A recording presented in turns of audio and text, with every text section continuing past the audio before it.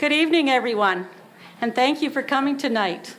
I'm really excited to be able to be the person to introduce the evening to you because I think it's something that affects every one of us, and it doesn't matter what our age is.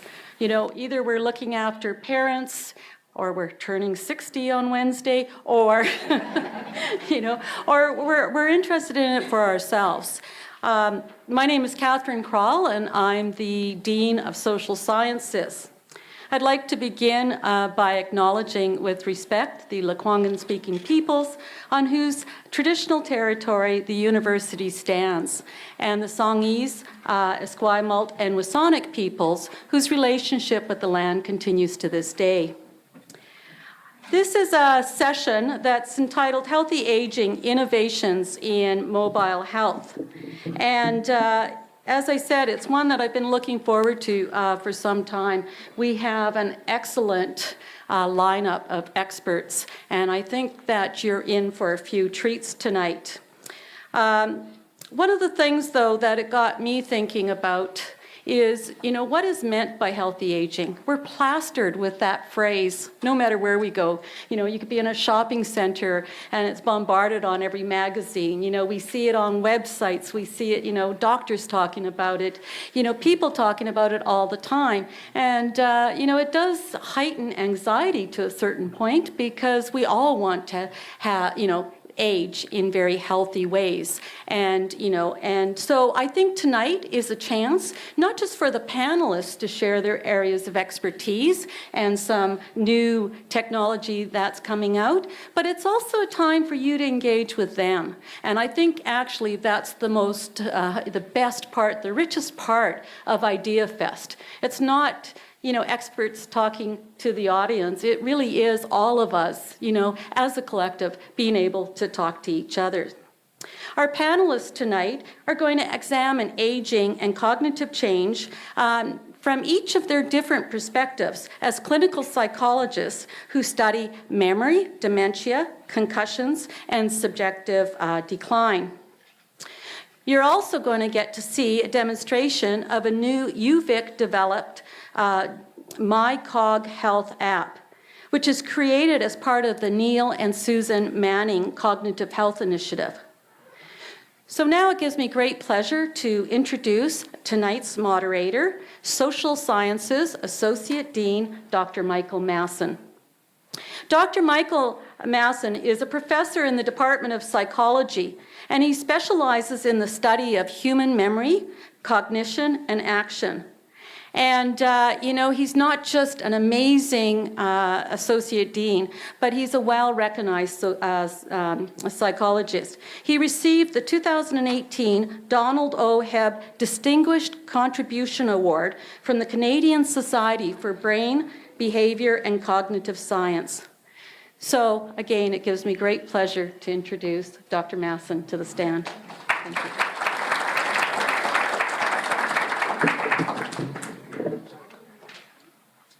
As our Dean Krall has said, I'll be serving as the moderator tonight. And one of my first duties is to point out to you that the event tonight is being recorded. The cameras are pointed this way, so it's unlikely you'll be necessarily on video, but there will be a question period at the end. When you ask your questions, we'll ask that you use a microphone. They'll be placed on the two aisles here. So do be aware that your question will be recorded and so on. Now, what I'd like to do is to give you an outline of tonight's events. There will be three speakers here, as Dean Krall mentioned. I'll tell you a little bit about each of them, and then they will each be making a presentation of about 10 minutes in length. And after the third one, we'll get the demonstration that Dean Krall mentioned about the smartphone app that has been developed to help implement some of the ideas that our speakers will be telling you about this evening. So our first speaker is going to be Dr. Mauricio Garcia-Barrera, who is an associate professor in the Department of Psychology. He studies human behavior through the examination of cognitive processing and executive function. He's also exploring concussions in athletes and their impact on executive function. In his presentation, he's going to provide an overview of typical cognitive changes that occur with healthy aging. And he'll also explain subjective experience of decline and he'll talk about his concussion research. The second speaker will be Dr. Jodie Gawryluk. She's an assistant professor in psychology, and she's also an affiliate at the Institute on Aging and Lifelong Health. She's a clinical neuropsychologist, and her research uses neuroimaging to better understand brain-behavior relationships, and particularly in the context of Alzheimer's disease and multiple sclerosis. She's going to tell us about the use of MRI scans of the brain to demonstrate changes in the brain that occur, what they look like under dementia compared to healthy aging. And finally, Dr. Scott Hofer will be our third presenter. He's a professor in the Department of Psychology, also director of the Institute on Aging and Lifelong Health, and he's also holds the Harold and Wilhelma Moore Chair in Adult Aging and Development. Dr. Hofer is going to examine individual differences in development and aging-related processes. He leverages web-based applications to bring health assessment into the home and clinic for earlier detection of health changes. In his presentation, he's going to describe health-related changes in the brain and how we can detect these changes earlier than we could otherwise do. And he uses non-invasive methods for doing this, including the MyHealth app that he's going to be demonstrating at the end of his presentation. After that demo, we'll have a question period. We'll invite members of the audience to pose their questions. We'd ask that you come up to the microphone to ask your question. We'd ask also that you be brief in your question so that there's time for everyone who wants to ask a question to do so. So we're ready to begin. I'll call on Dr. Garcia-Barrera to begin. Thanks.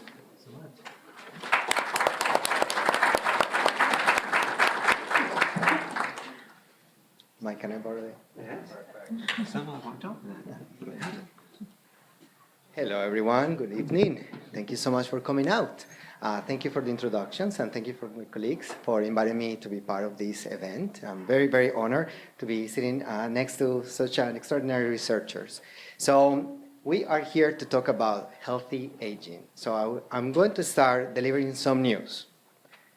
Maybe you don't know about this, but we are aging.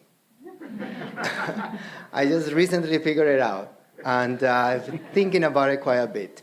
So we are not alone. We're aging as a country as well. Aging is one of the top topics right now in research in Canada, particularly in our fields, in neuropsychology, in medicine, many other health-related fields. And so mostly also because the stats are telling us that there is a growing population of people who are becoming seniors in a very healthy stage.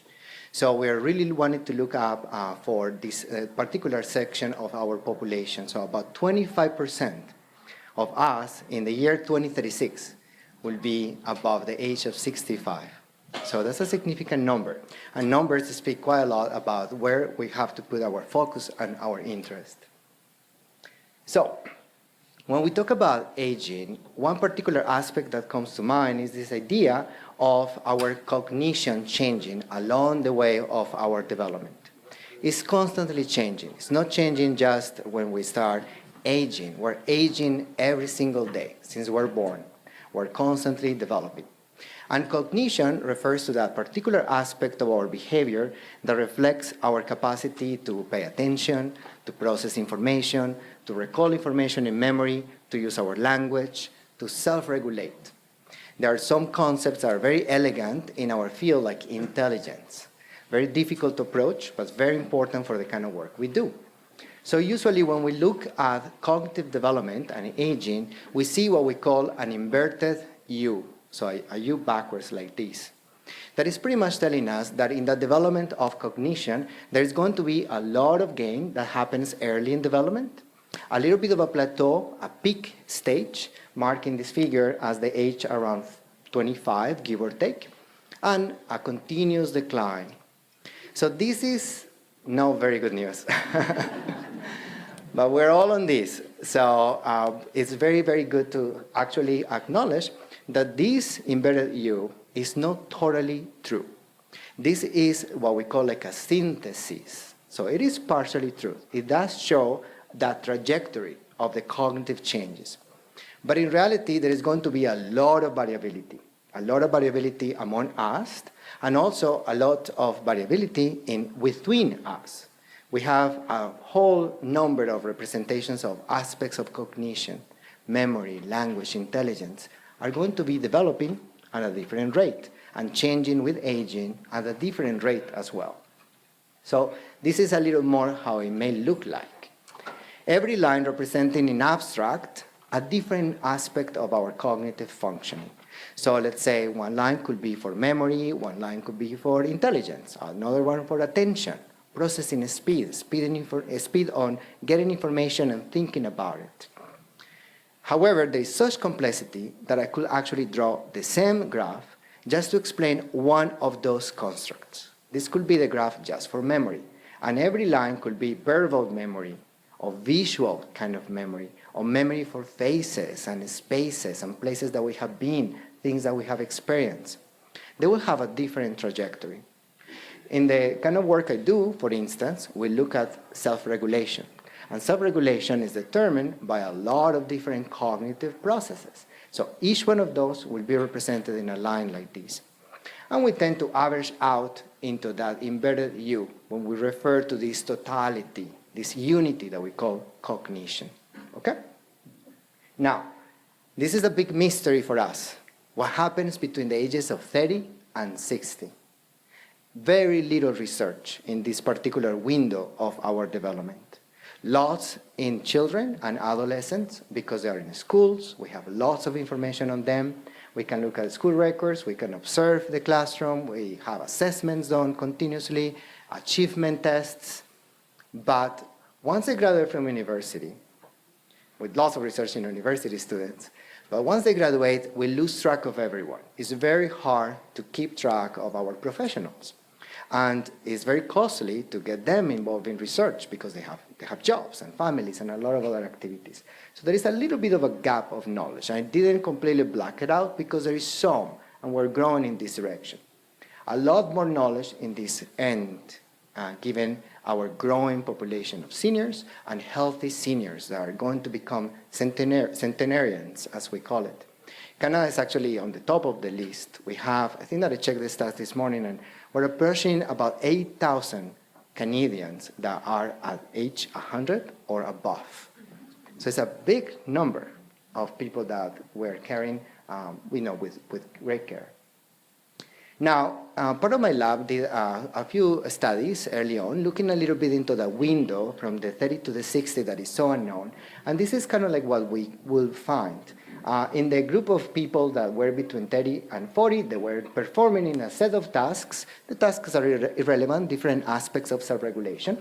But they were performing at a particular level here represented in a score that is like a T-score, where 50 is like the average. So you can see they are, as a group, a little bit above the average in all the different areas. In the 50 to 60, what you see is all of this variability. In some areas, there were gains. In some other areas, not so much. There were some declines. Not necessarily impairment. That is something that gets confused usually. Like decline does not mean impairment. Okay? But what we see in the 70 and up is that overall, the performance is a little tighter. There is less variability across the different areas of cognition, but also that from the 30 to the 70, we do see the tendency to observe a decline in cognition. Okay? Now that I deliver the bad news, I can deliver good news. So there are a lot of protective factors that can help us within this topic, this theme of healthy aging, to age gracefully, particularly when it comes down to cognition. Okay? One of the top of the list is education. Lots of research study. And by the way, I think that when you look at this list, you would think like, I know this, I have heard this, because it is true. There is nothing much new. The good news is that research constantly have significant findings demonstrating that these variables are still representing protective factors. So that's what I'm very interested in discussing those. So education does show to be a protective factor. So the more educated we are, the more resilient we are to that cognitive decline. It is going to happen, but it's going to happen a little bit later in our aging process. How comes? Well, there's a lot of stimulation that happens with cognitive engagement in education, a lot of critical thinking, problem solving, making decisions, reading, thinking through phenomena, discussing, negotiating boundaries, and talking about positions. And that enriches a lot the brain. Similarly, with multilingualism. And apparently, it's not just being bilingual, speaking two languages.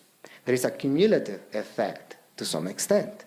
So speaking 3 languages, 4 languages is even much better, according to research, than speaking 1 or even 2. So how comes? That's a very difficult question to tease out. It could be that there is something around the continuous exercise when we use different languages, inhibiting one language to use the other, code switching, we call it. And that exercise is cognition. But it could also be that when you speak different languages, you may be more prone to socialize with different people, enjoy more vacations in different cultures, travel abroad, be stimulated, read novels or books in different languages. And that's an interesting challenge to the brain, so it's continuously stimulating it. Lifestyle is a very important variable. That's why I broke it down in different ones. So one of those items under lifestyle is our access to social networks and number of interactions. So it's not just quantity, but quality of our social networks. Research has demonstrated that having a partner, either for life or of adventure, having family, having support around a group of friends, is very important for the stimulation of cognition.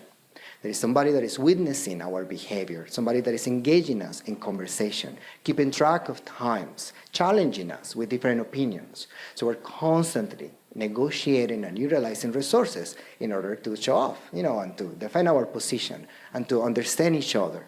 So that's a very important aspect. But also it tends to help us with the management of stress. So we have somebody to talk to share a little bit of those aspects of life that are concerning us. We have support. If we have a little depression, somebody picks us up and takes us out for a walk or something like this. So that's a very important aspect of lifestyle.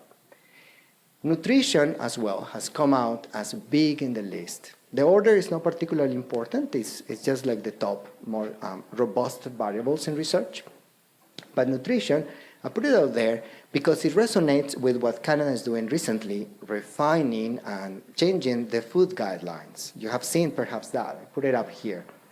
So you have seen that they have changed the recommendation to emphasize a little more the intake of fruits and vegetables and de-emphasize, they didn't take it away, but de-emphasize meats, for instance, which put a lot of political strain in our representatives. But here we are. It is consistent with research. The research on the Mediterranean diet, for instance, have shown that a diet rich on proteins that are not necessarily derivated from meat, but vegetable, fruits, the use of olive oil is very important in the diet, has been associated strongly with cognition, and particularly healthy cognition as we age. Something that I really like about these guidelines is that they tie it up to the kind of research we do in our end.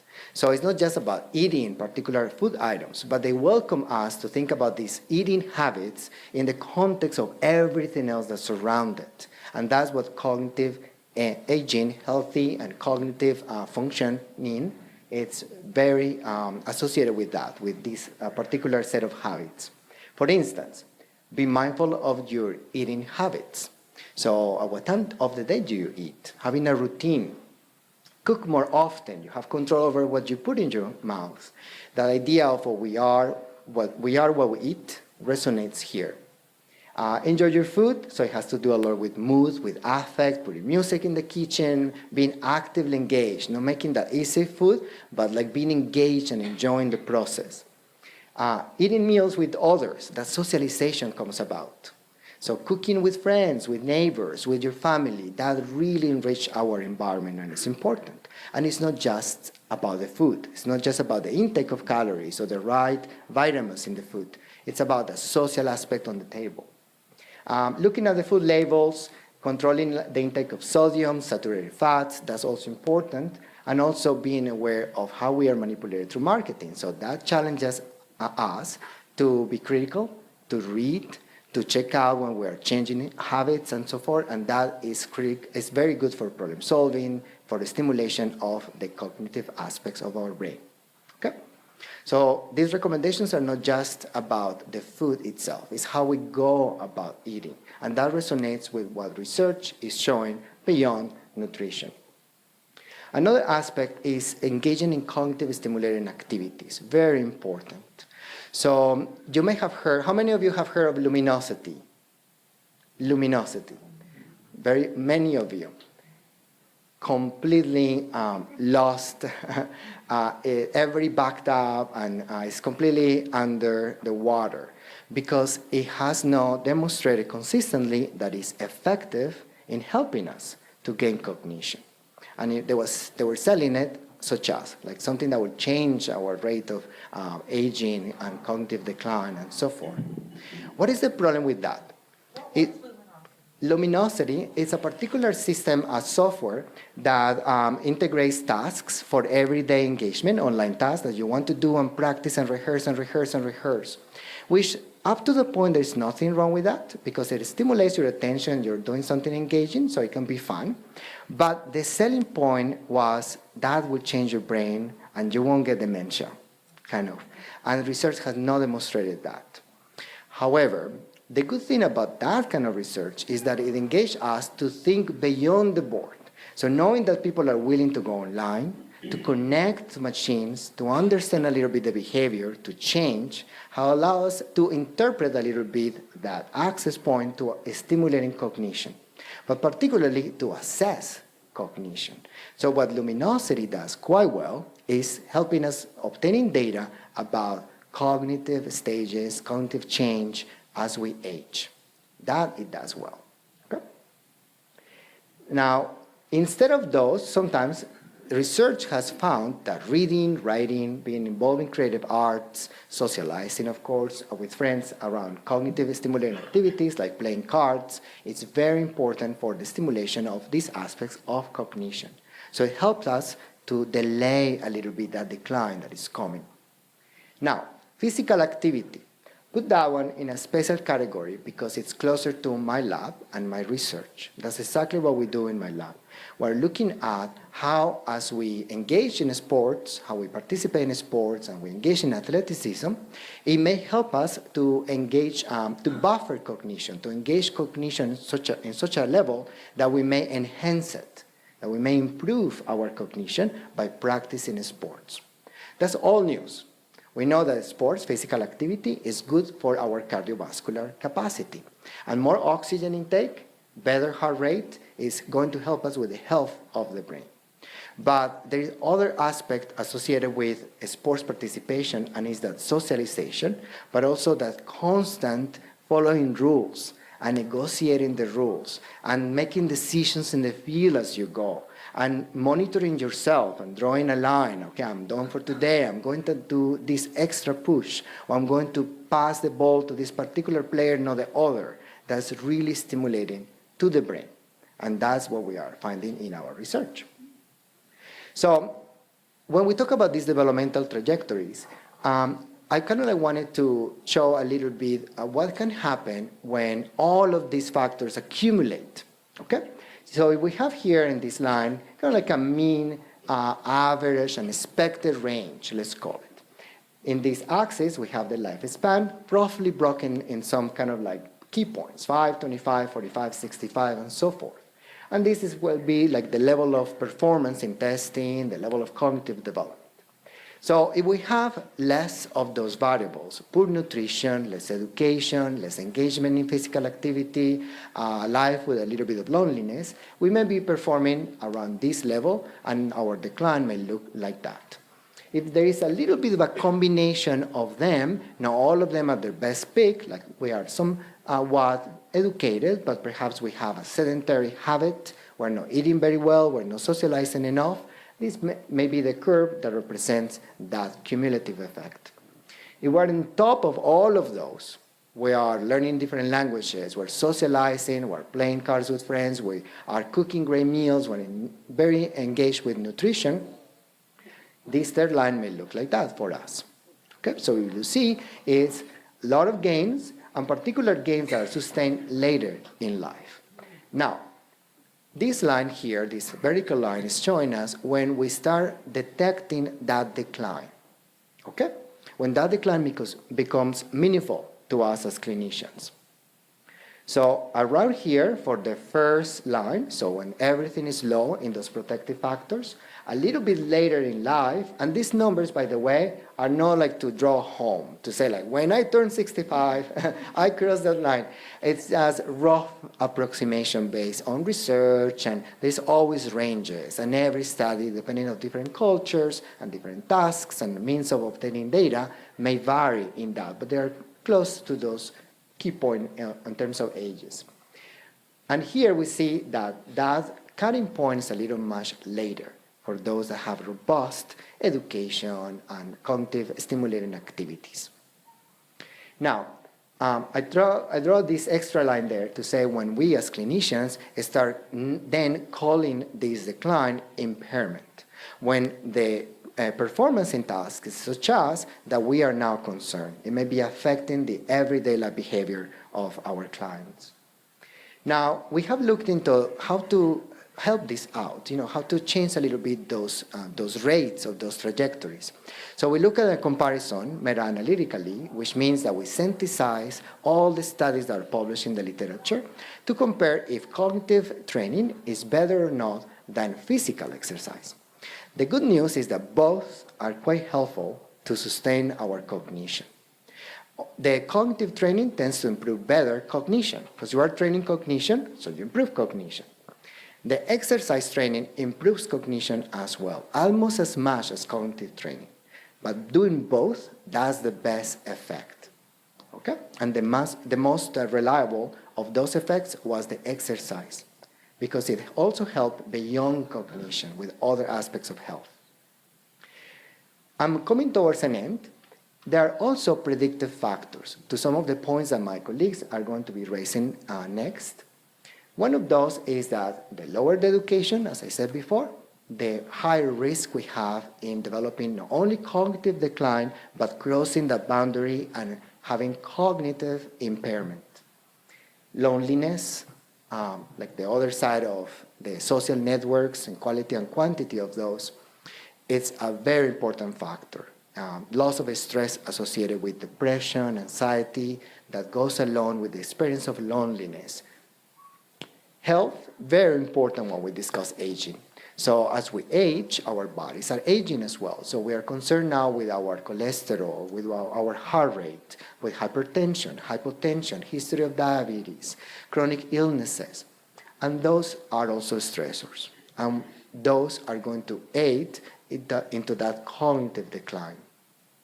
So having the right support, consulting your physician, working towards coping and working to get better in some of those situations, it's going to be very relevant in that trajectory. And finally, genetics.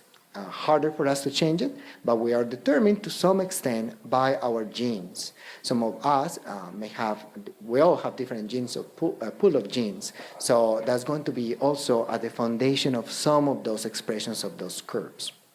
What we know is that they do change. So that's what we are kind of like looking a little bit here. We could have a transition from healthy cognitive cognition to what we call in our fields subjective cognitive decline, SCD. So it means that the person is reporting subjectively that they are experiencing changes in their cognition that don't feel normal. They don't feel like just typical aging, that they're atypical, particularly to them, that is starting to affect the everyday life. But when we do testing, the testing comes completely normal, average, expected, above average, no issues on testing. So that's the subjective component, subjective cognitive decline. We do monitor, we do engage there.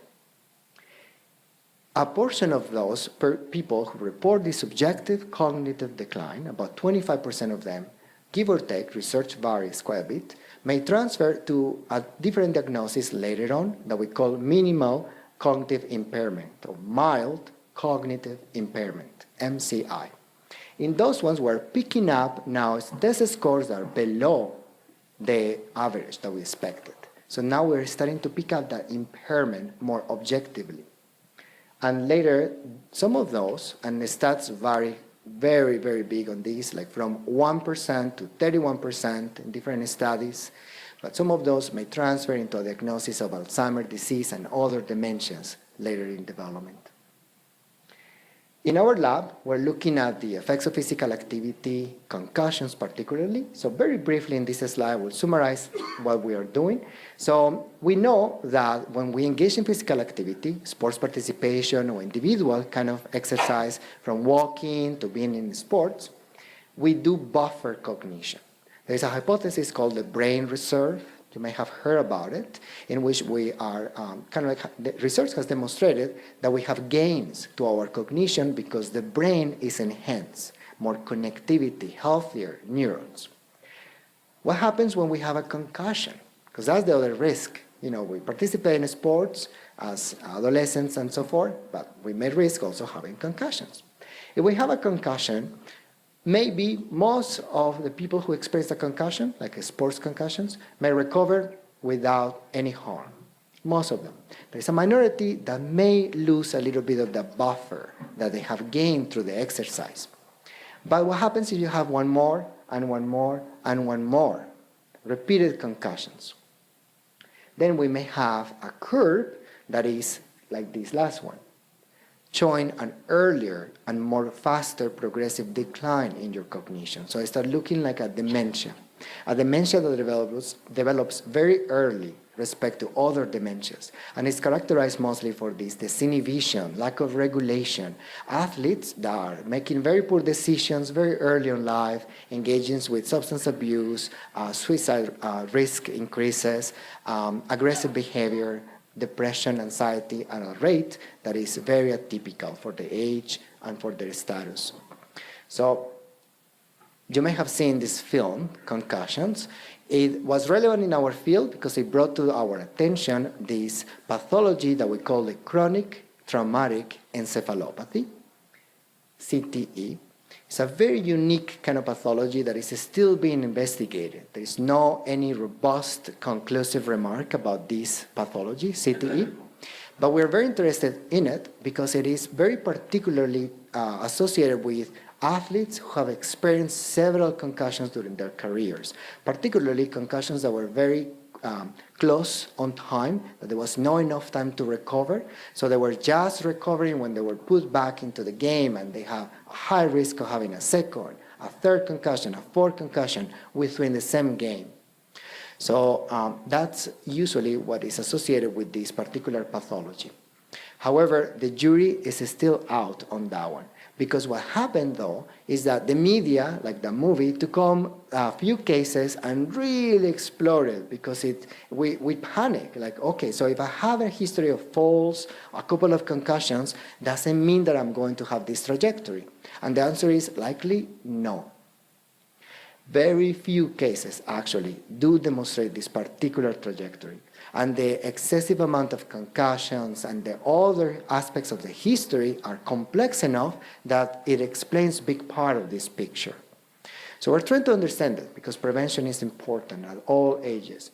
And we're trying to see, for instance, the effect of falls. So sports concussions, lots of them in younger adolescents, young adults. But what about falling? We all experience a fall here and there in our everyday activities throughout life. We have a couple of them.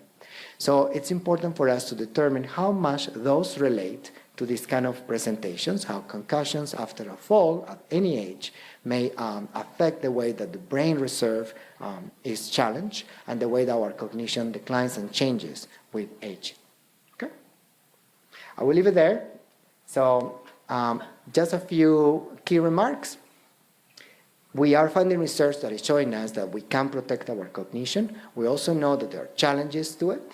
And we know that if we developed better assessment tools, hence why I'm very invested in this initiative that we're going to talk more about today, because it will allow us to access a lot of assessment data in repeated measurements that is going to be very reliable and very valid for as indicators of cognition for us. And I think that that's the direction that the whole field is going to. Not just those studies based on one assessment, the one day that you woke up feeling a little headachy and a little bit sluggish, and that's the one day that they test you. The idea here is that we have repeated measurements throughout the day, different days, just to be able to picture a better idea of how your brain is working. And also neuroimaging, who is going to be our following talk. Very important picture into the brain. So thank you so much. I'm very grateful for all the different foundations and organizations that support our work. And my lab members, the Cortex lab at UVic, have an incredible team of students that do it all. I just show off here, but I'm really showing you all their hard work. So thank you so much.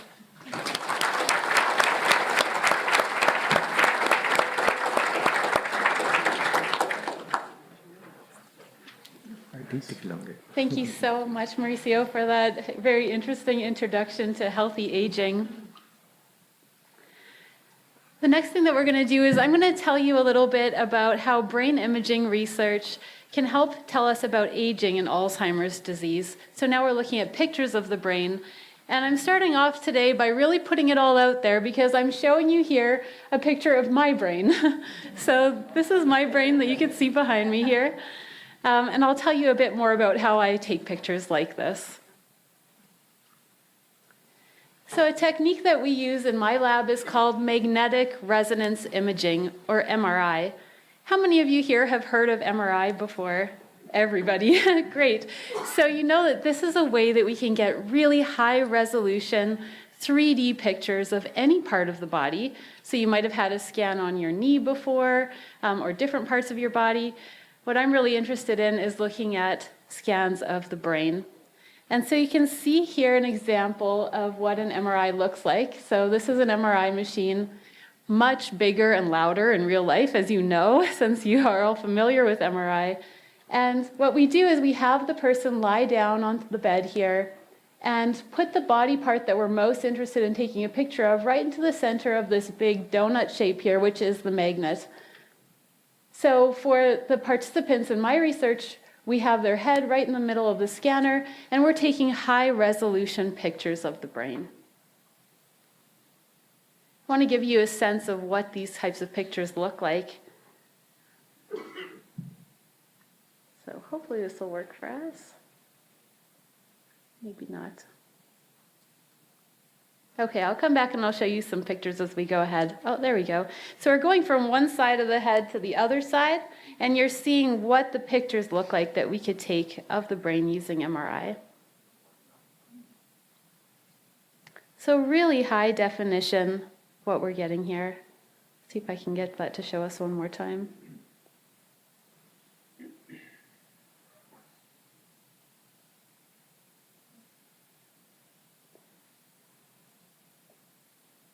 Maybe not.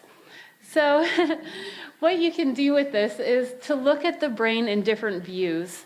So we could look at it in horizontal view, or looking at slices of the brain going this way.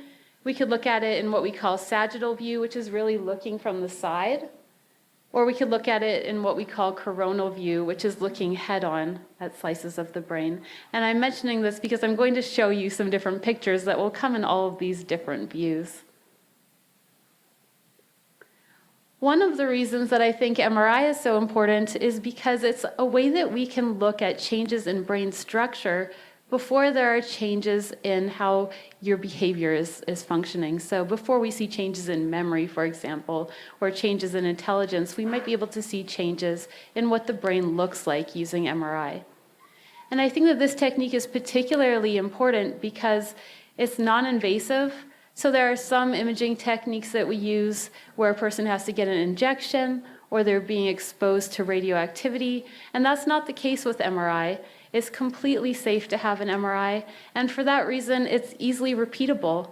We can use MRI to take pictures of the brain at different times. You could have one every day, and we could track changes in your brain that are happening over time. It's also widely available. So even here in Victoria, we have an MRI at every hospital, and we also have private facilities where we could go to have an MRI. So it's really easily accessible a way to look at the brain. Now, when we think about Alzheimer's disease, this is a disorder where we expect to see changes primarily in memory, but also in other thinking abilities. And these changes are significant enough that people have trouble doing the activities that you need to do in your everyday life. So things like managing your finances, getting dressed in the morning, those really critical activities that allow us to function on a day-to-day basis.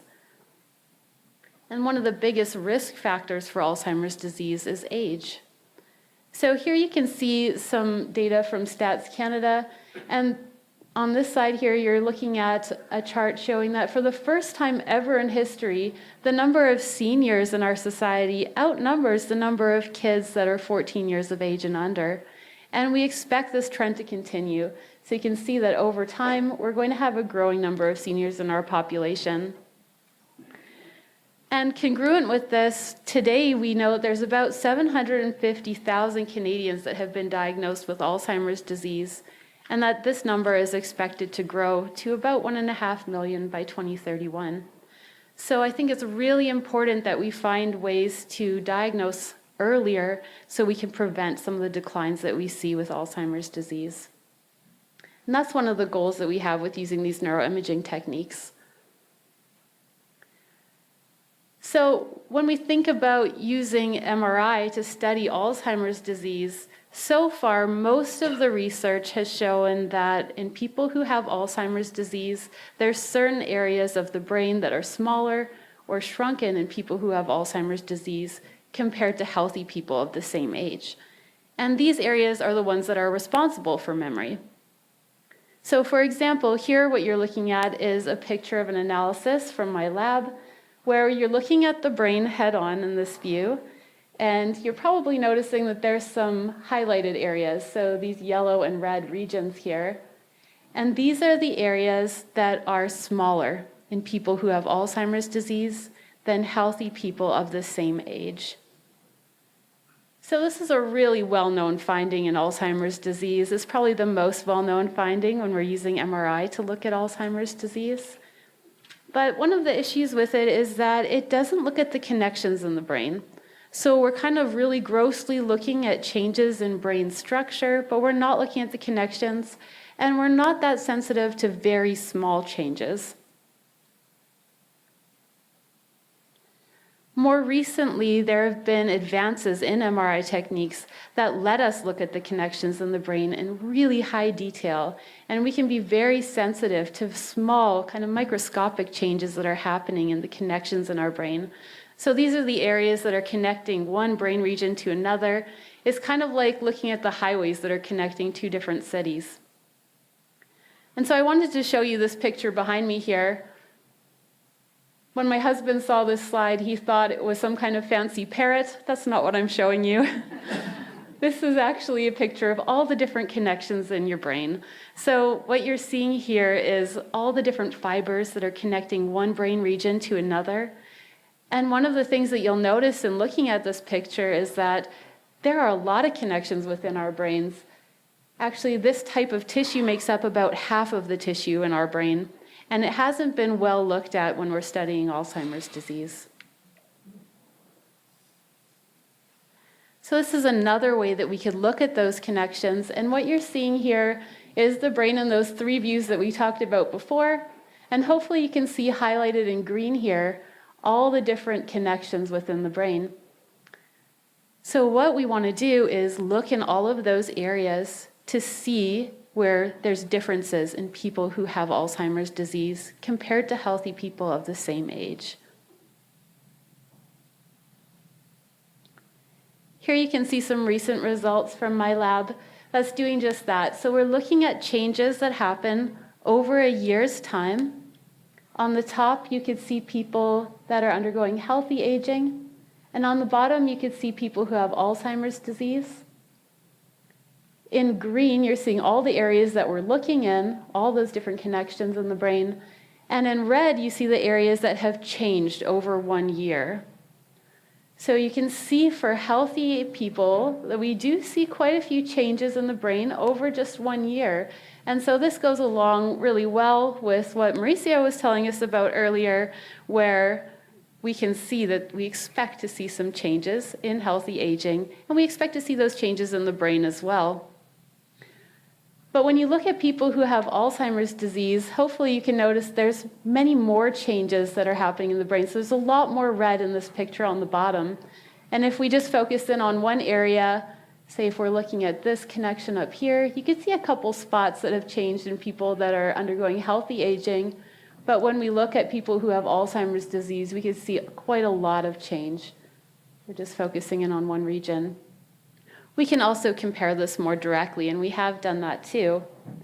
So if we're comparing people who have Alzheimer's disease with people that are the same age but undergoing healthy aging, again, we're looking in all of the brain's connections, so all these areas in green, and the areas that are highlighted in red are the ones that are significantly more deteriorated in people who have Alzheimer's disease. So we can see that these changes vastly exceed those that we expect with healthy aging. So hopefully I've shown you that we could use these advanced neuroimaging tools like MRI to detect very small changes that are happening in the brain's connections. You see those differences in people who have Alzheimer's disease compared to people that are aging healthily. But I want to emphasize that this isn't a technique that we would use in the hospital yet. So there's still a lot more work to be done. Part of what we need to do is track large groups of people over time. And we need to look at people who don't have Alzheimer's disease yet. So people that are at risk, perhaps, for Alzheimer's disease, and track their brains over time to see if we can notice those same types of differences. They'll also be really important for us to be able to use sensitive cognitive tests, so tests that measure things like memory, so that we can look for changes in performance over time and know when somebody needs to come in and have a brain scan. And that's what my colleague will talk about next. So I'll invite Dr. Hofer to come up. And these, again, are the sources that have supported my work. Thank you very much.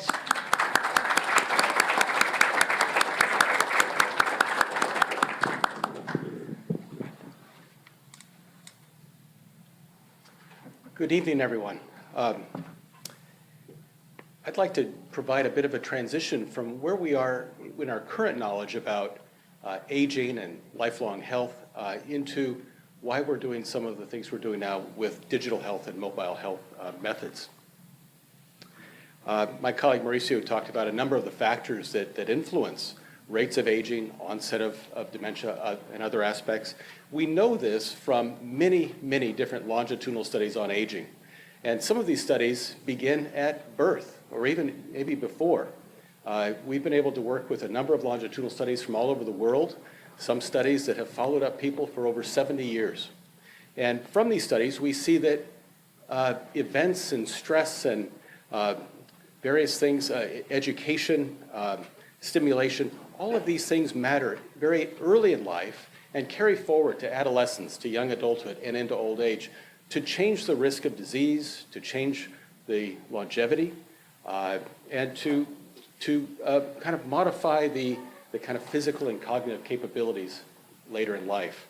So we see this really as a lifelong process, and that's one reason that we changed the name of our institute to the Institute on Aging and Lifelong Health, because the study of aging is really the study of lifelong health, and it's helping to change these factors that can change a trajectory from fit to functional to frail. We want to push that up. We want to encourage modifiable health behaviors in ways that decrease risk of disease and that increase the health span, the years of healthy life.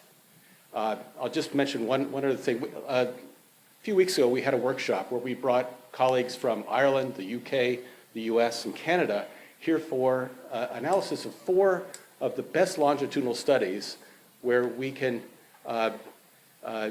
describe the incidence of certain chronic diseases.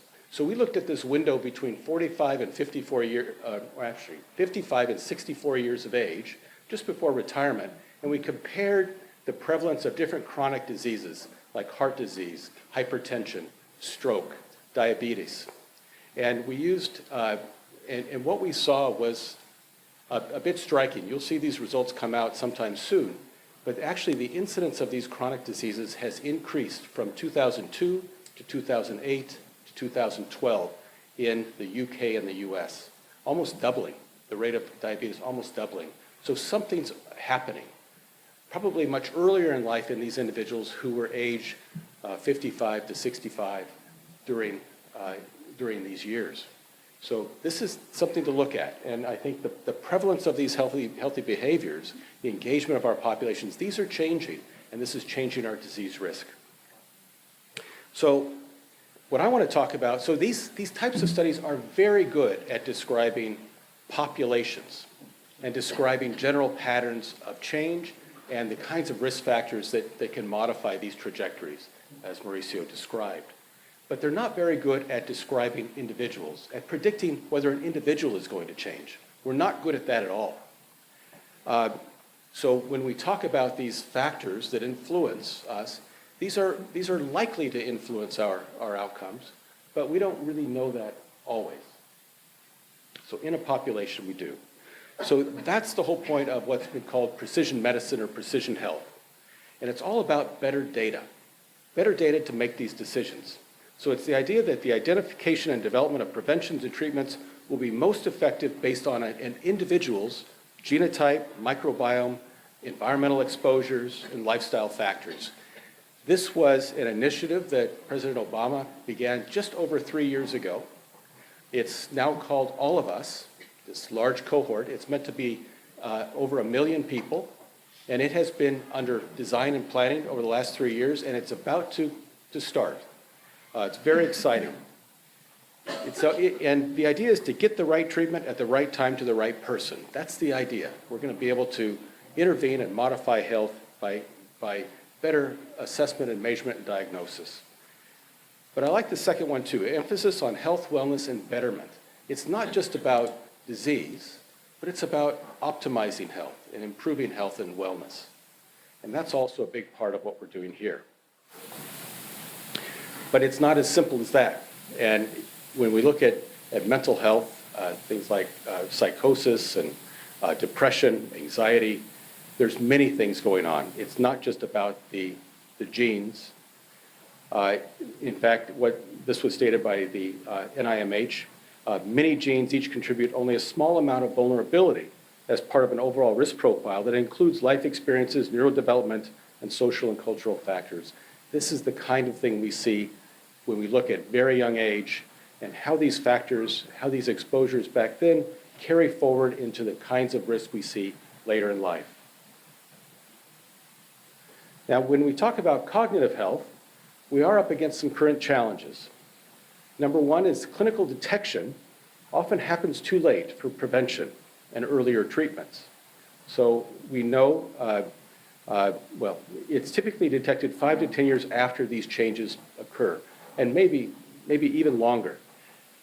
And we know that the causes of cognitive impairment are multifactorial, and relative contributions of these factors vary significantly from individual to individual.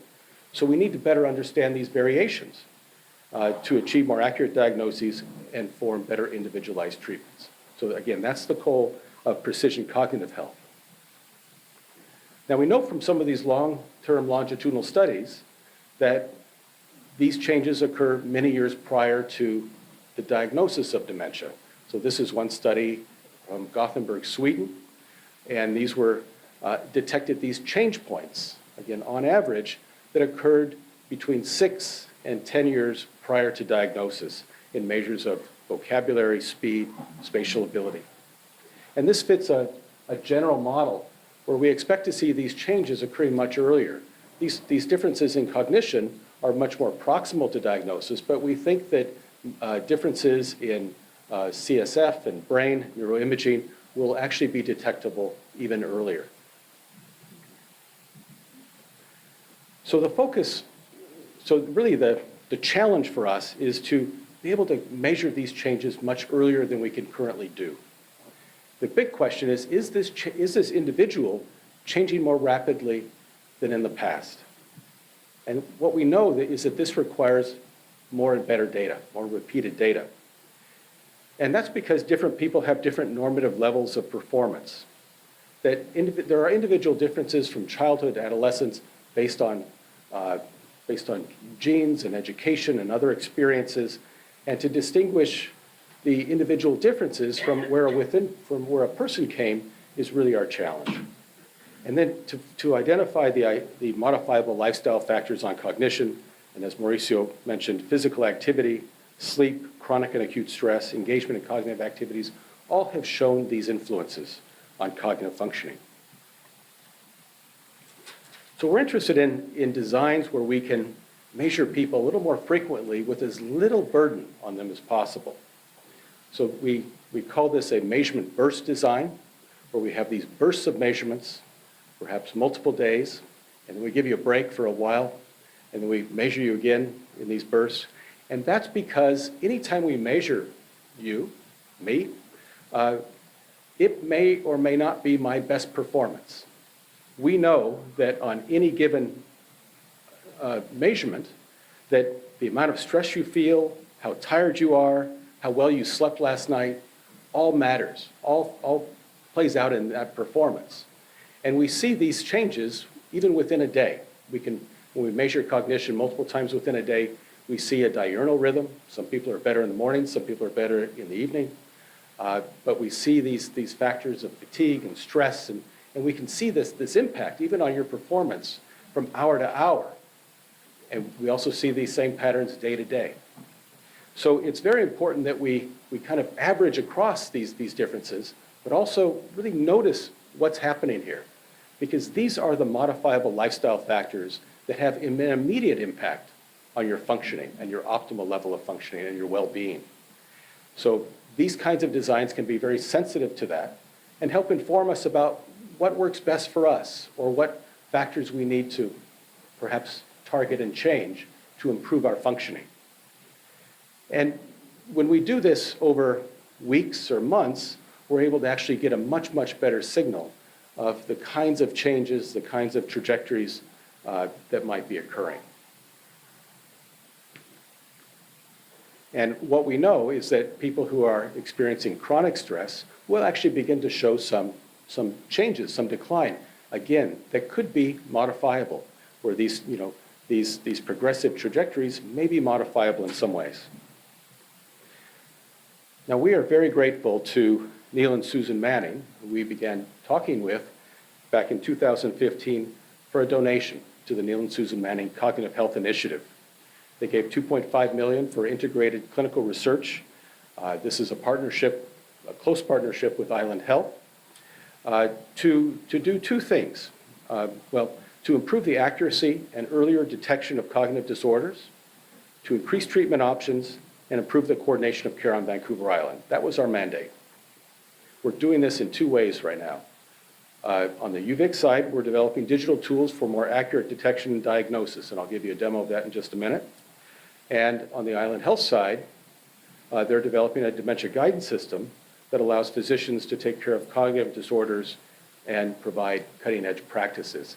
These two will work in unison to provide better assessments, better tools for diagnosis, leading to better treatments. So we've been working with them a little bit over a year now. We've been funded by a number of other grants from the National Institutes on Health. One major grant, which is also helping us develop new cognitive tests and develop these mobile assessment tools. And we've been funded on a variety of other longitudinal studies to help us better understand risk factors and improve risk factor and change detection.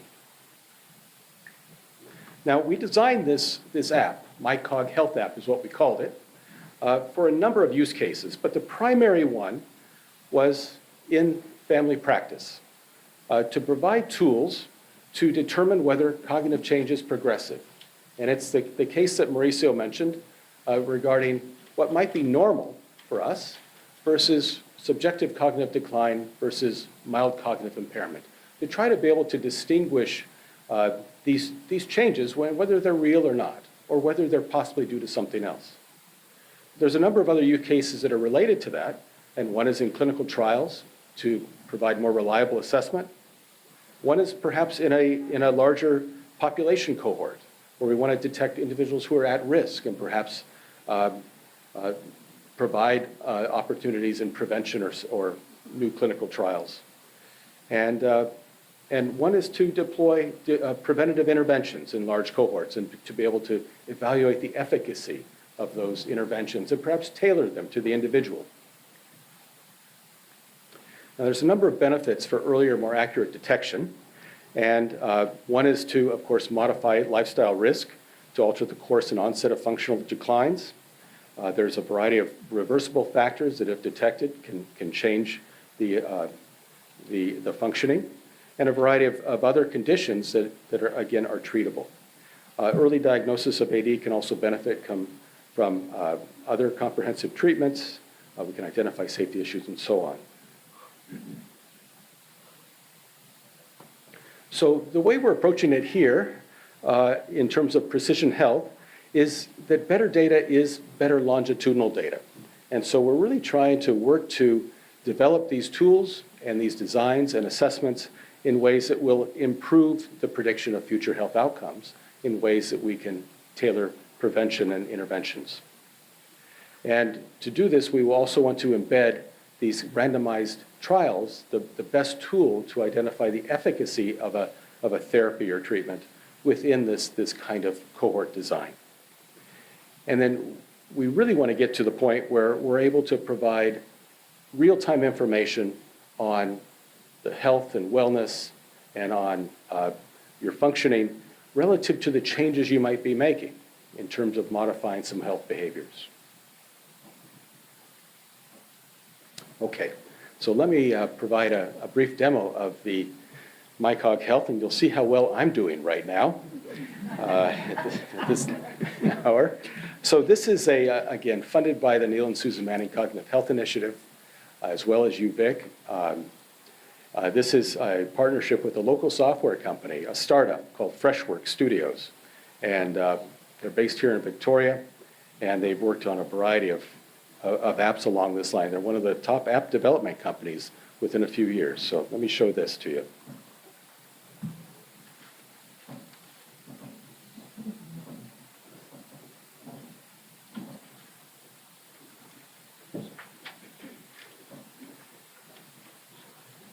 Okay. All right, real-time demo here. So, so we have this demo called MyCogHealth. This will be able to be deployed on both Apple and Android devices. It'll be on the App Store after the next iteration of development. Right now, it's for research purposes only. And I should really state that this is currently in research. This is frontier. A number of us, we have partnerships with people in the States, but this is the very beginning of really moving out these mobile types of assessments for particular purposes. So there's a lot we have to learn, and we're going to need your partnership to kind of work through some of these issues. So we have a baseline questionnaire. This would be typically what we would do in any study.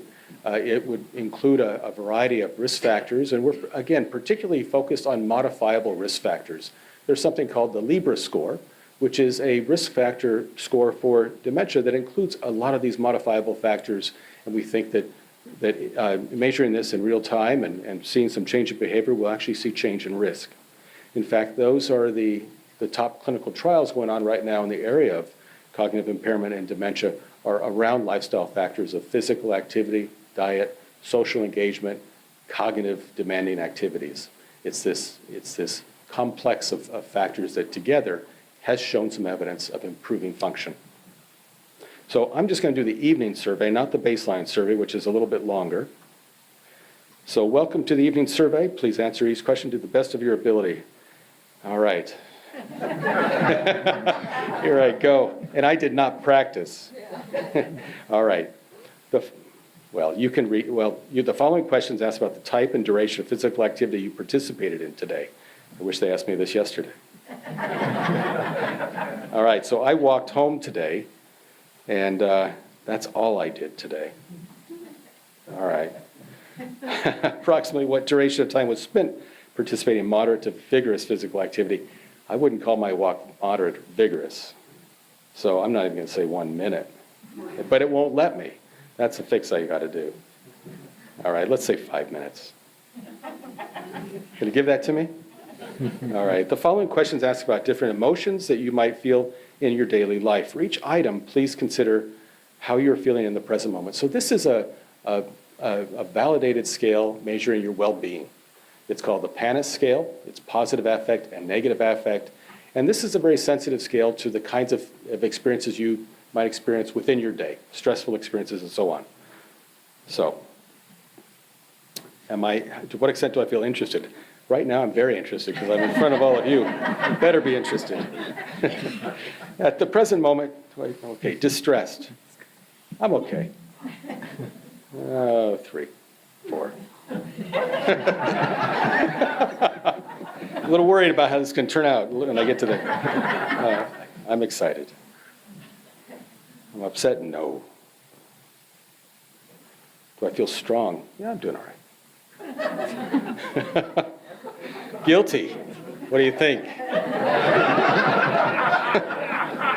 Okay. Scared? No. Hostile? No. You're okay. Enthusiastic? Yes. Proud? Yes. Irritable? Yeah, no. That's okay. And alert? I'm okay. Maybe a 7. Ashamed? No. Inspired? Yes. Nervous? My neighbors are here.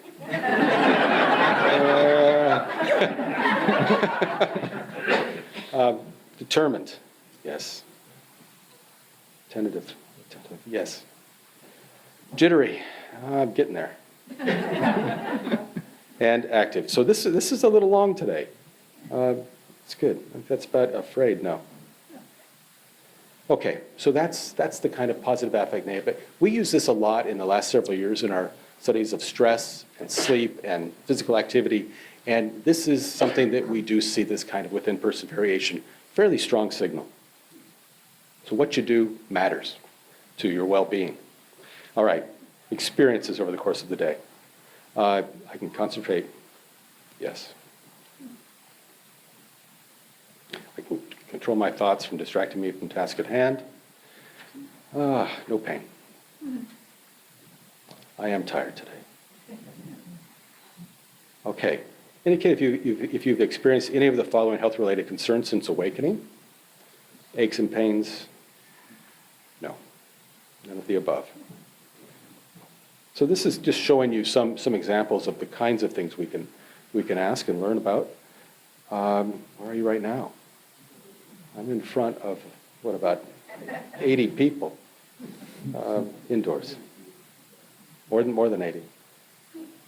All right, here it goes, guys. This is it. Okay, so we currently have 3 kinds of tests in here. And these tests are being currently used in a clinical trial of an early dementia Alzheimer's. So this is a very unfortunate, it's the dominantly inherited Alzheimer's type. And it's where it can occur as early as 45, 50 years of age. And so this is an international network that is using handheld devices, individually owned handheld devices, to do these kinds of assessments repeatedly to get a better sense of that. Okay, so this is our dot memory game. You will see 3 dots. They appear briefly on the grid. Try to remember the location of the dots because they will disappear. And then you do this. And then next you will see a screen full of E's and F's. Please tap all the F's that you see as quickly as you can. That's not there, but when you see the empty grid, tap the locations where you recall having seen the dots. I'm going to need your help.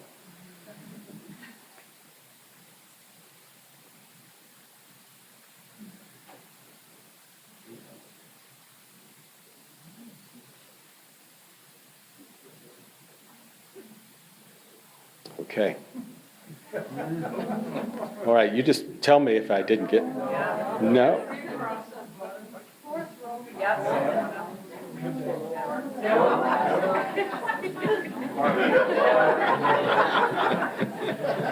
You know what? It's a little different being up here doing this.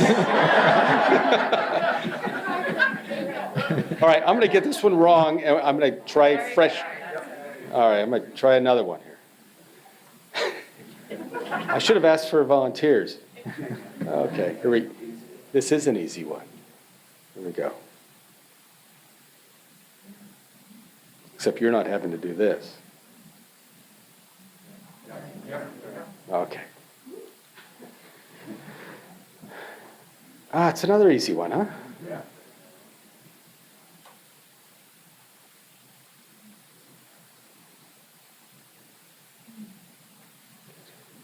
It was easy.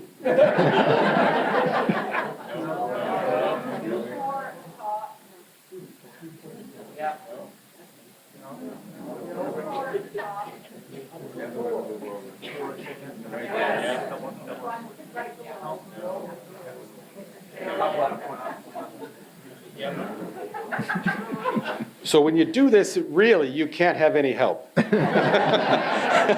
So, all right. Good. Here, I'll wrap this up. I see we're running out of time. I have 2 more tests. I do very quick. Simple search. Stop having so much fun up here. All right, so on this one, which of these match the pair above? And so you do this as quickly as you can. And we can have it provide feedback or not. In this case, we do. So this is a test of your reaction time and scanning speed. See, you get it wrong, gives you a little bit of feedback.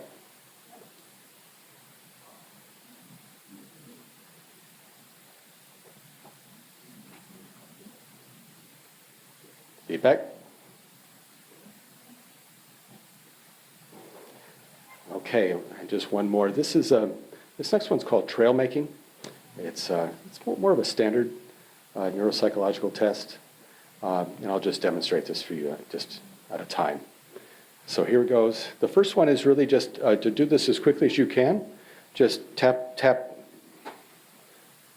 What am I doing? Okay.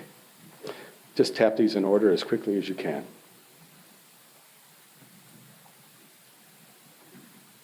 Connect the dots. The next one's a little more difficult because now you're asked to alternate between numbers and letters. And you'll see how well I do that up in front of you here. So starting with 1, 1A, 2B, 3C, 4D. There we go. So what we're doing with these tests, in that dot test as well as this test, is you may not get it exactly right, but we're seeing how close you got it. We're able to score it in that way. So we can score it in different ways. So that's okay. And finally, how much effort are you putting in? Let's just give me a little break here. Yes, indeed. Slightly distracted. Well, yes, yes. Social, lights, temperature, sounds. All right. And then it leaves you alone for a while. So that's our app. I want to say this is a research tool at this point. But what we've developed is a very flexible back end. So it's really an assessment platform. We can modify virtually anything about it. Any kind of questionnaire style. We're having a pipeline of these kinds of cognitive tests come in from the work we're doing down in the U.S. on this NIH grant, this mobile monitoring of cognitive change. And so it's really an opportunity to develop and deploy in a variety of ways. And I think it'll be quite an important research tool for us here. So I will leave it at that.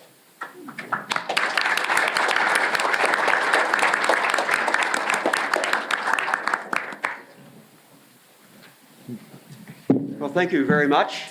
We're at our question period here. And I want to point out that our 3 colleagues here, I think, have done a fantastic job of talking to us about leading edge development in brain change and brain health. We've had one who's shown you her brain, another who's performed up front here some challenging cognitive tasks. So they're putting it on the line this evening. And they're now ready to take questions. Hopefully you have some. Just a reminder that the session is being recorded, so please keep that in mind. And also try to keep your questions brief so that we can fit in as many questions as possible this evening. So there's a microphone over to the side here. I'm going to move this one to the other aisle as well. So please help yourselves. Come up to the microphones. We'll just take them in the order that you arrived.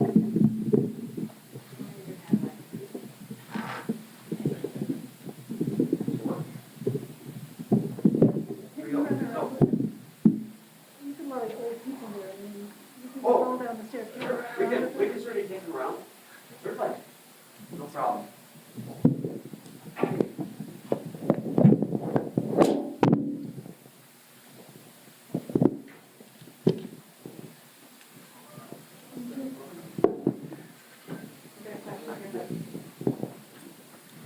Here, I'll break the ice for all these nervous people. Are you taking volunteers, subjects? Yes. And if you are, how do you get into your programs? I'll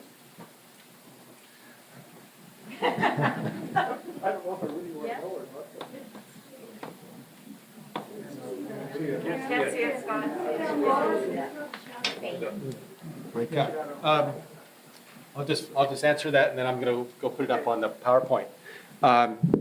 Yes, we are. And we would like you, if you would email aging@uvic.ca, we'll take a list of participants, and we'll contact you. The app itself is undergoing, I think, final operational review. It needs to be cleared for, data security, privacy, various issues, as all new apps do. And as soon as that's done, we'll be able to deploy this in a variety of ways. And one way is just very basic, various research studies to understand what's optimal in terms of testing, and how often do we need to give this to get a signal, and a variety of things. So there's a lot of learnings to do, but we have that protocol in place. We're ready to go. So I'm going to put up agent@uvic.ca, and I think that would be a great start. We'd love to have your participation and involvement in these studies. This is a wonderful talk. Thank you very much to all of you. I just have a question in terms of resolution of cognitive, or studying the effects of cognitive decline. Are you able to comment on issues to do with still working or not as people get older, and what kind of effect cognitive decline may play in the workplace? Excellent question, thank you. There is some research on this.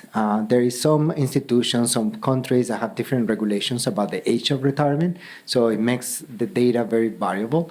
However, some of the research have shown, to the extent of my knowledge, that it really depends on how stressing the activity that you're doing at work is. So if you're enjoying it, if it's stimulating, if you feel actively supported, and you are feeling like contributing to the job, to the place, it's usually really good to sustain some of the activity. But sometimes what it does, it also adds to the stress of the everyday, of the being meetings, sustaining attention, the processing speed. So the moment in that balance changes, it may be detrimental to the health of cognition. So that's what we usually are kind of like making that decision.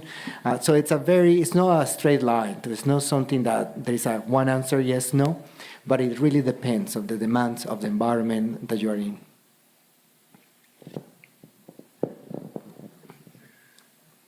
Thank you. Hi, I just came from another talk that was about a choir and how that music helps aging. And I'm wondering, in our culture, we just don't seem to talk much about music and the arts, and how it helps our cognition and our socialization. And it seems to me there's a lot of good data now to say that's a prime way of helping aging. Is that true? Excellent comment, if I may, and if my colleagues here would like to add any words. You're absolutely right.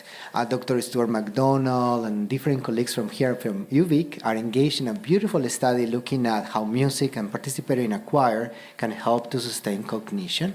So there is lots of research in this particular area demonstrating that there is something about taking over those challenges that also have that element of socialization, of relating to others, negotiating rules, engaging in conversation, being challenged by a common activity where you are like monitoring and timing, paying attention, processing new information. That can be very stimulating.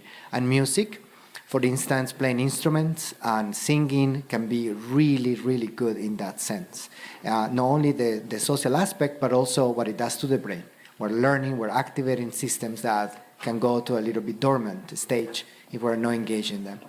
And you're absolutely right, true, that this is actually a line of work that is old, it's not so new, but it was kind of obscure. There are not a lot of grants that were given to researchers that were looking into dance, music, plastic arts, and how they stimulate the brain. But more recently, in the last couple of decades, that has been growing.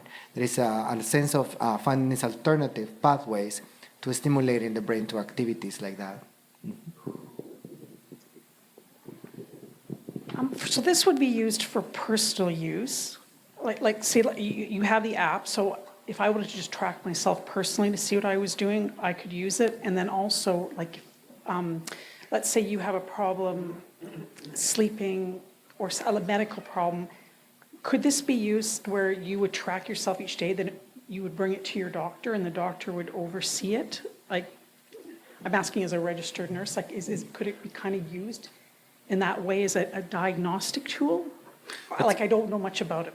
That's a great question. Yes, the Cognitive Health Initiative is designed to develop a diagnostic tool, a tool to provide with more accurate, reliable assessment of an individual's cognitive changes over, ideally we like to detect whether cognitive change is progressive within a year. But there's a lot of other features that this will have based on the design that we choose to deploy it. And one is, what other factors are really related to a person's functioning? How variable is a person's functioning day to day or over months?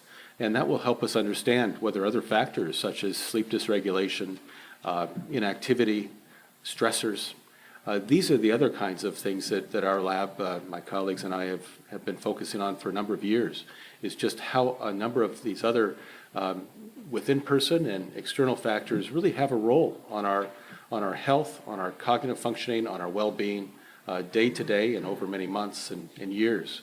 So it's a very flexible app to be used in this way. Currently, we don't have the ability to provide individual feedback from it, but that is where we want to go. But in terms of the clinical device we're developing, we do want to be able to provide, if you do participate and you do use this, or your doctor may prescribe this perhaps in the future, that data would be permitted to go back directly to the physician. So that's the kind of system we're developing. But again, we're a ways away from that. This is a bit of the frontier in terms of mobile cognitive assessments, but we're right on the edge of that. We're really in the early days. Yeah, thank you for your question. I'm wondering, this app that you're developing, the first question that I have is, would this be used by doctors or this would be available to individuals? This would be available to everyone, this app? Well, it is currently, it's a research tool at this point. And we're going to be working with it in the context of standard neuropsychological assessments, in the measurement of a number of other factors, such as I mentioned, to understand just to understand the best tests we can use and the best ways to deploy it. So how often do we want to ask an individual to use it? Currently, we have a study that asked an individual to use this 5 times a day, but each time is only maybe 2, 3, 4 minutes. But most of our designs have used kind of one single assessment, much like what I showed you tonight, fairly brief. You can get through that in 5 to 6 minutes. I didn't do that, but you can do that. And it's really meant to do that. We're very concerned about the participant burden. We don't want people to get tired of doing this, right? And so there's a number of other ways that we can begin to develop this further, but we need to work with you all to understand what works best and what's practical and what's something that people would be willing to do for a long period of time, right? And that's where my question arises. You talked about the burden, and I'm imagining for normal, for people generally who have good, maybe social relationships, etc., that's fine. They'll probably breeze through such the app. But where already and this is increasing apparently, there is a large loneliness, a heavy, element of loneliness, and the social contacts are not there. I'm just wondering, if it could be counterproductive, it could get person into vicious circles, whether that is an element that is in your radar or concerns you right now. That is a question I have. You guys want to take that? I can add to the comment. I think that is a very very important concern. It's part of the world of assessment. We are constantly challenged with that question. An example, it's in the States, there was a whole school system that was against allowing their students to ask the question about suicide risk, just under the premise that asking the question may prompt them to think about it in a way that they may have not thought about it before. However, the research that was done in that particular item demonstrated that that was not the case, that the fear was there and it was very reasonable, had a good logic, but the students did not increase their thinking about suicide just because they were being asked the question. So we hope that in a way it does raise the awareness, and people may be challenged by looking into their everyday functioning and seeing if it's changing, if it's not, over time, like that, being confronted with that information constantly. But hopefully, in a way, it kind of like becomes a routine skill that you do almost for fun, that you're engaged, that you're challenging yourself, and that it's not detrimental or distressing. Yeah. Mm-hmm. Good question. I think my question is probably very similar, because I was wondering what impact this might have on somebody who is kind of neurotic about their health or hypochondriac. And I don't know if you're giving them a score at the end of each one of these tests, and all of a sudden goes from 10 to 6 to 4, and you get into this hyper state, and who's going to support you through that? And I guess the other piece then, as you do this though, if I'm going to do those matching quizzes, I'm going to get better each time. And the more dot to dots I do with my grandkids, well, I'm going to be able to do that a lot better. So there could be just a learning as you're doing that 4 or 5 times a day, which is not going to maybe register the decline that you're looking for. And I mean, you know what I'm saying there? Have you factored in the learning piece? So there's a hypochondriac piece where you're seeing the results and you're self-monitoring and you're thinking, you're heading for dementia tomorrow, and because you're constantly, self-aware, I guess, and even more so as your body starts falling apart. But assuming you're aware of that. But then this idea of the learning that might go into improving your performance when in fact your brain's going downstairs. Well, you know what? If you're improving your performance, you're doing all right. And you have it so right. This is exactly what we see. When you give a test repeatedly, you get better at it, better and better and better, until you don't. And that happens across all ages, across all ability levels. There's a point where you just can't improve. So these tests are designed, and they can be made harder, they can be made simpler, but they're designed so that no one can get it right. No one all the time. No one can get it perfect all the time. It's really meant to challenge you, and it's meant to be, you can do it. You can have tests that challenge you to do things very quickly, and there's a limit to how quickly you can do it. And there's tests to challenge you in terms of complexity and difficulty, and there's a limit to what you can do. So I think all of the tests we develop are such that no one is ever going to get them all right. There's no perfect score, but it's always you're trying to best yourself. I'll just say one more thing about the retest effects, because you have that exactly right. This burst design is very useful to get us past the retest effects. We use this burst design in a number of times in several studies, and it allows you to actually model the learning, the retest gains, and model where a person begins to level out their asymptotes, their best score. And so then what we do is we model change in a person's best score. Or we can take the average, or we can understand maybe what is a change in what is typical for a person. Because we're all variable from ourselves within day and across days. I should have shown you some plots of real data, but people bounce around, And it matters, what happens to them during that day, of why they bounce around, but everybody is variable. But you're absolutely right, there is retest gains. We're able to model that out and then look at changes in some of these parameters, often optimal, top performance within a burst. And so that's what gives us that accuracy of change. So you designed it so that if I'm a hypochondriac, I'm not going to respond in that kind of... Yeah, I didn't answer that question, did I? I think that what you're saying, though, is really getting at that as well, because you're going to see some variability in your performance, and we expect that. And you should be able to see the plot of your own scores over time so that you see sometimes I'm having a good day, sometimes I'm having a not so great day, and the next day you might come back up again. So in some sense, it could be really reassuring that even though today isn't my best day, I've seen that happen before, and overall I'm staying about the same. We have access to many health devices, the accelerometers, the Fitbits and things. We're monitoring ourselves. My colleague Jonathan Rush over there is very interested in tying all these together, and that's a lot of what our studies are designed to do.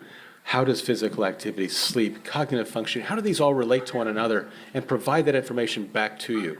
Because this is very reinforcing for the perhaps kinds of behavior change you might be interested in. It's reinforcing to know that it's having an effect at the day level, at the week level, over the long term. All of these kinds of lifestyle factors, they're very important for long-term health outcomes, but they're also very important for daily health outcomes. We find that they're often the same.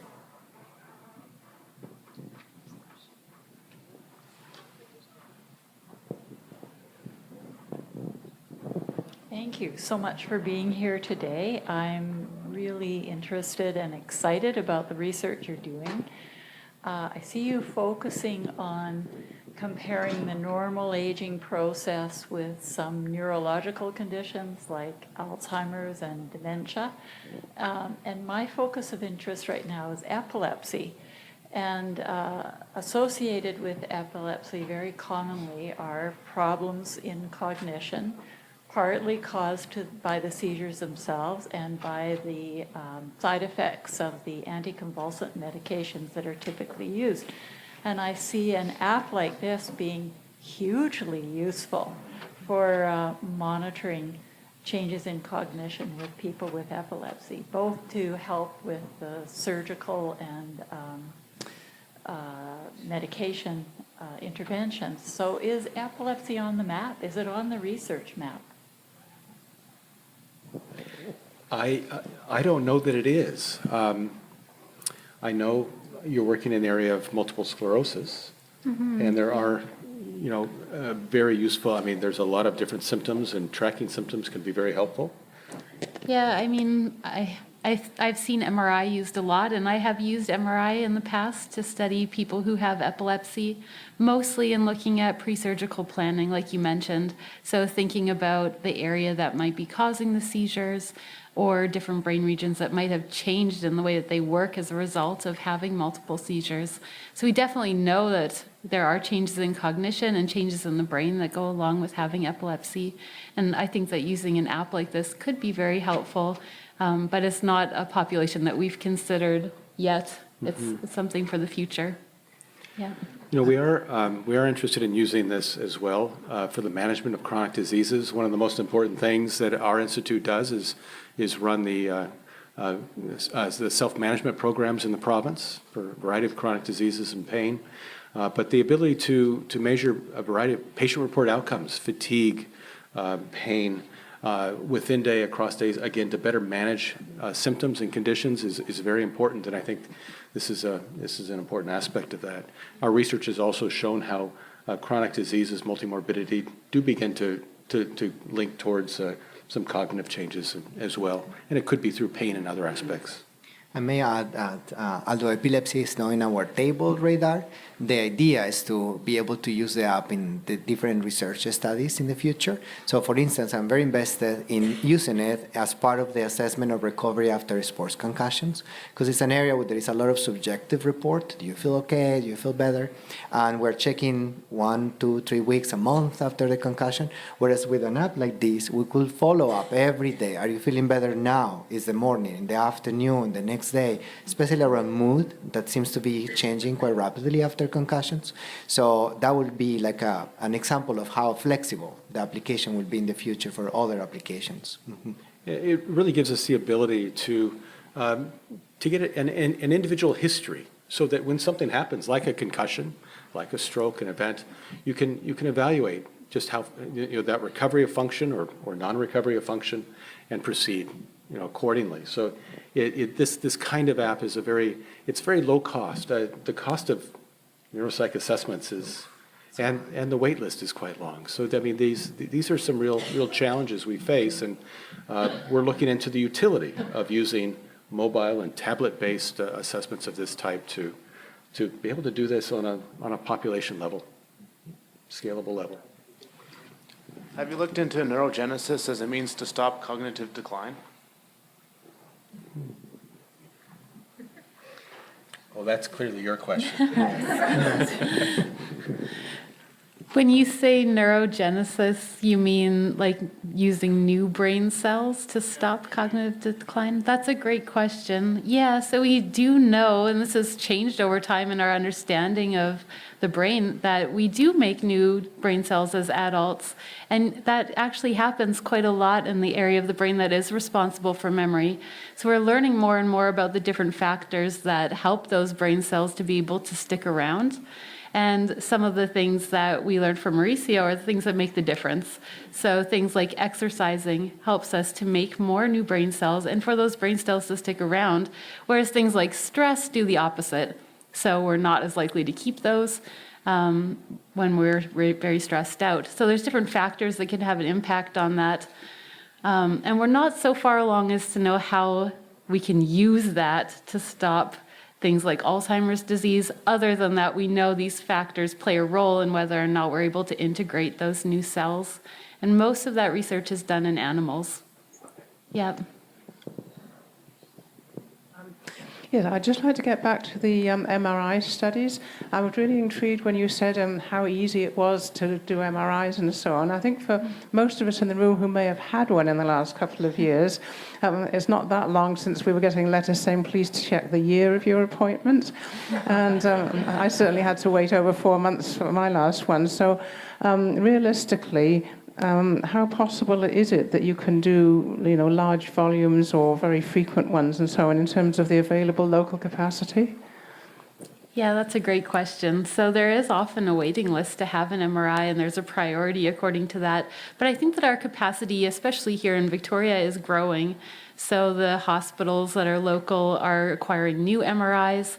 And like I mentioned, there's also some private facilities, so where you could go to have an MRI, and it's very easy to get into a place like that, but of course then you have to pay to have the scan, so there's the trade-off there. And that's the case for me as well when I'm doing this type of research, is that we need to pay to have those scans. And it is also very hard for me to get into the hospital to do that work, because we're scanning people clinically almost around the clock. To try and keep up with the wait list. So I think you're kind of hitting the nail on the head there with the challenges of using it. But as a technique, it is quite widely available, that we have multiple MRI scanners here in Victoria, and that's the case for most cities. Hi, thank you very much for the presentations. It was great. A couple of things. One, I'm wondering about the influence of playing sports, and whether there's any research suggesting different kinds of sports. For example, team sports versus individual sports makes a difference. And the other one I'm interested in is just the relative impact of meditation, such as mindfulness meditation, and how it fits into the overall impact in helping out. Excellent question, if I may. You actually anticipated one of the grants that I recently submitted for research. So we're in. I hope that you are one of the judges. We are very interested in those differences, particularly of type of sports, because there are different characteristics of the activity itself. They all across the board tend to have a high incidence of increased cardiovascular activity and fitness, which is really good for the health of the brain. But there are conditions around how the sport itself is deployed in the field that may distinguish a group from another. So you name it actually, we call them strategic sports, those that have as a pivotal rule that there are team sports where you are negotiating with all your team members constantly those passes and those decisions across the game or during the whole activity. So that's very stimulating in a way that other sports are not, like for instance swimming or running, in which endurance and keeping a rhythm and self-awareness of how you're doing throughout the whole activity is more up. So they do stimulate different parts of our cognitive system, and we're looking exactly into that. If that decision-making component, paying attention to your mates and so forth, it's increased or not, or if it has an effect on your attention and other aspects of cognition. But regarding the other question, it's very interesting too. We have a group of colleagues in the Department of Psychology who study mindfulness techniques and meditation as a way of, it's twofold, many good effects of these mindfulness techniques. One is increasing attention, so attention to our bodies, to changes within the body, to the heart rate changing, that allows us to manipulate and regulate better our attentional systems. And that's very good for cognition overall. If we have good regulation of attention, we get less distracted, we process the information that is the most relevant, we focus on what is relevant, know what is salient, meaning what is kind of like big and attractive, but not necessarily relevant to the task. So mindfulness seems to help us with that control over attention over the long term, but also reduces stress. And it can be really good in generating this idea of like stimulating the brain neurogenesis and regeneration of neurons that might have been affected through illness and other chronic conditions. So lots of very good research showing that. We have students also engaged in studying not just mindfulness, but also activities that mix both physical activity and mindfulness, like yoga. So lots of research on the positive effects of yoga on cognition. Mm-hmm.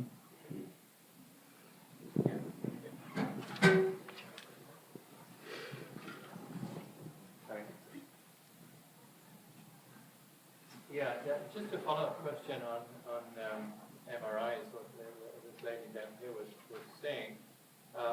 Do you know if there's any research or work going on into the design of MRIs, so that the practicality of multiple MRIs for the average Joe might become a little more reasonable in years to come?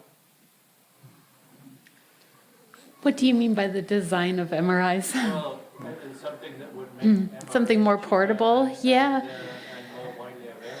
Yeah, it's really interesting. There's actually some mobile MRI units that are available now. So a kind of MRI that can drive around in a truck and go to remote communities so that it becomes more accessible, especially to places that don't have them at all. And that can help us in the bigger cities as well, because if we're able to bring the MRI to more remote communities, then we're not having people coming to the big cities and also waiting for their MRIs here. So having just more available in general, and that's something I think that's making that a lot more possible. And hopefully we'll see more of that in the future. It's really tricky because to take these high resolution pictures, we have to have the MRI in a room where we can't have any other signals coming in that would kind of interfere with the pictures that we're taking. So the vehicles that are designed for this are really specialized, and hopefully they'll be able to do more of that. That would help us out a lot, I think. Yeah, it's a great question. Thanks. Thanks again. I have two questions. I think you might have mentioned it at some point, but I'm just wondering about, the first question is about privacy of this data and how you're ensuring that it's not going to get into Blue Cross so my travel insurance goes out of, off the wall. The other question is, you're generating a lot of data with this app. And I'm just wondering, our doctors are already overloaded, so I'm wondering what kind of data visualization techniques or AI you might be doing to help And I don't know if an algorithm is what I want to be analyzing my output on your little app, but at the same time, how are you going to manage the data load that you are generating so that in fact the practitioners, that we have enough and they've got enough time to in fact engage with that data? So what, are you still looking into visualizations or We are. diagnostic, like, like at 1 to 10, it means you should be, I'd like to ask you to join our team. yeah, right. You can volunteer your time with us.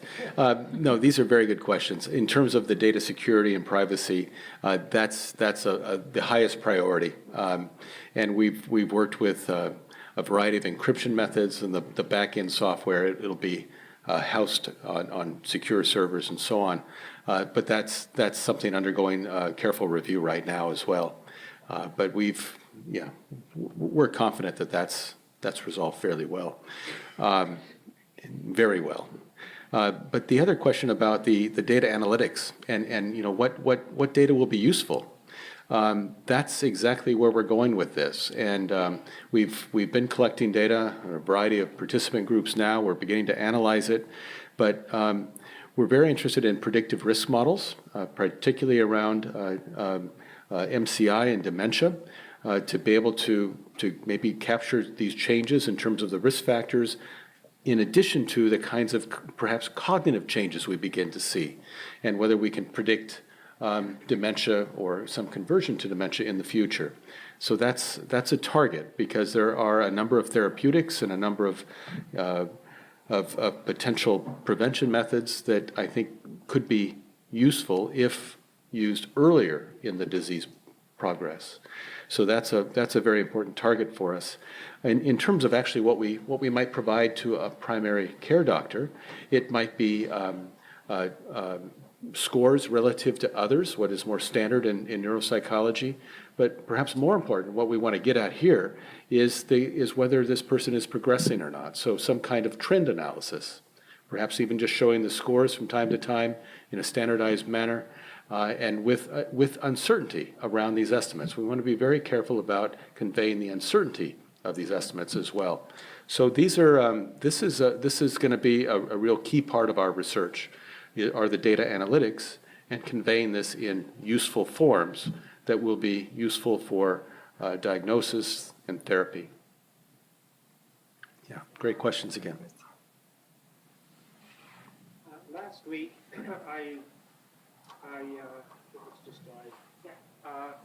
last week, I'll just speak louder. I caught a documentary on, I believe it was the documentary channel, and it was about Alzheimer's, and in part, at least, in aging cognitive impairment. And here we go. What they were doing is taking a mouse at equivalent of human age 70, and they put him into a space with a whole bunch of holes drilled, and one hole was an escape hole, and there was like 15 or 16 holes. And the mouse would go in and work his way around and find out which one to escape. Then after some lapse of time, they'd put him back in again and to see whether or not he could find that hole. And the Alzheimer's mice could not find the hole. It took them a long time to find it. Then they did a blood transfusion and took a young mouse's blood, put it in the old mouse, and he went immediately to the escape hole. It was astonishing. And I'm wondering if you've heard of any of this, and whether or not there's any how much credibility there is to this. It sort of gave me a bit of hope. And I don't know if there's enough young blood donors out there. Yeah, email us.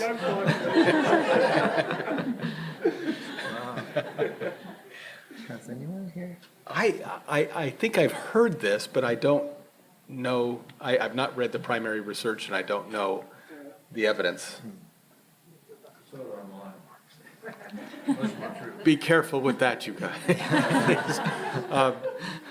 I would just say, too, that I would be cautious about overinterpreting animal research in general, because they are models of the disease, but they're not perfect in terms of applying it to humans. And there's usually a long way to go. And any kind of treatments that we see for animal models, and making that happen for humans is a long process with a lot of trials and steps to them. So I just be cautious in interpreting it. I will add that sometimes the media manipulates a story in such a way to like make a very strong point. So one of the exercises I do in my classes is to take an article that has a full factual report with all the stats, all the analysis, and then the media release, and ask the students to find all the mistakes that the journals made in the interpretation or exaggerations, and you see quite oftentimes that the truth is a stretch to make a point, to really take home a message. So it could be that there is kind of like gains in that direction to see what aspects of the blood may carry some kind of like plasticity perhaps for the brain of these rats, but there might be a part of the story that is missing, at least in what we're hearing. So the research, having a look directly to the research may help to understand what was the case in that. But it's true that animal models differ so much from humans that sometimes it's hard to translate it all. Okay, thanks very much. I think we'll call on our Dean, Catherine Kroll, to make some closing remarks. Thank you. So I have to tell you some good news, because I slipped out in the middle, to be honest, because we have what's called the 3-minute thesis competition going on, and I'm very, very happy to announce that it was a social science student. So her name's Alejandra Perez, and she's in the Department of Geography, and she's developed an app, another app that will help people who are wanting to change the environment in some way, such as building a highway or buildings or whatnot where grizzly bears live, and they can actually figure out ahead of time the impact that such construction will have on the grizzly population. So we were very pleased because she not only won first place, she also won the People's Choice Award. So we were very happy. Indigenous governance student won second prize. So I want to thank all 3 of our great speakers tonight. It's fascinating work, and I'm sure you agree that we could be here for a lot longer talking about this topic, talking about your research. So congratulations. Thank you to Mike for moderating this session. And one of our unsung heroes, I like to think, is Anne McLaren, who's sitting next to Mike down there. Anne is the person behind all of this. So thank you, Anne. And thank you all for coming tonight. We're really pleased to see such a large audience, and it makes us excited for next year and thinking about things. Make sure that you fill out the survey we've got, because it enters your name to win an iPad. And if you've got suggestions of things that you would like to see for next year, please don't hesitate to let us know. So thank you, and have a good evening.